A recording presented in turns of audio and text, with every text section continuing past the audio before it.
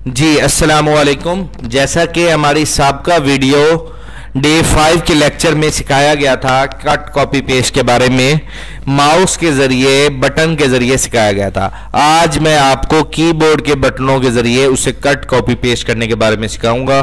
तो सबसे पहले हम MS वर्ड की शीट पे आएंगे। ये हमारी शीट खुल गई। अब हमने यहाँ से जिस टेक्स्ट को कॉपी करना हो उस टेक्स्ट पे सिलेक्ट करेंगे। ये जैसा कि मैंने अपने नाम को सिलेक्ट किया, इसको सिलेक्ट करने के बाद कॉपी के बटन के जरिए अपनी करना, कमांड के जरिए करना है। तो Ctrl+C करेंगे तो ये हमारा टेक्स्ट कॉपी हो चुका है। और अगली नई जगह पर पेस्ट करना हो वहां पर जाके Ctrl+V करेंगे तो वो पेस्ट हो जाएगा। इस अमल को कहते हैं कॉपी करना और पेस्ट करना। इसी के साथ साथ कट करना, किस चीज को वहां से खत्म करना। जैसे कि ये मैं अपने नंबर को सिलेक्ट कर रहा हूं, मैं चाहता हूं ये खत्म हो जाए, तो कट करने की कमांड है Ctrl+X कहते हैं कट करना। और ये मैं नंबर यहां पे पेस्ट करना चाहता हूं, इस अमल को कहते हैं पेस्ट करना। पेस्ट की कमांड है Ctrl+V।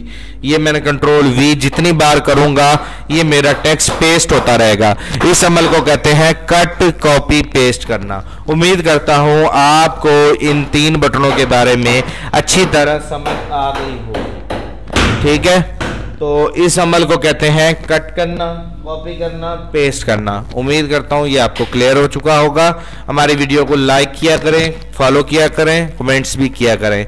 बहुत बहुत शुक्रिया। जिन लोगों ने अभी तक सब्सक्राइब नहीं किया वो मेरे चैनल को सब्सक्राइब कर दें। कट कॉपी पेस्ट की कमांड मैं आपको डिस्क्रिप्शन में भी सेंड कर दूंगा। जज़ाकल्लाह।